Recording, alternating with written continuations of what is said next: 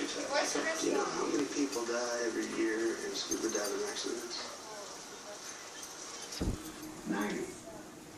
Oh, no. 90 drown while diving every single year, just like Tina. The public needs to know the truth. Tina, yes, I do love him. Thank you very much for asking. It's David Gillen. No, he's not even in The light over there thinks it's fog or smoke. I'm looking forward to your honeymoon. We'll be going diving with Gabe. Oh my gosh. What? So rude. I think that's fire. Oh my gosh. I think I see fire outside. Street are flooding with water. That's his new fiance. No, seriously. I didn't know you were going to stick by me.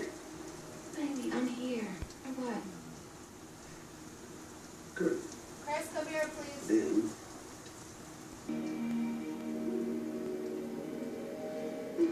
See if I can see the water moving from the sidewalk in the road. It's not much. It's like about a centimeter, I guess.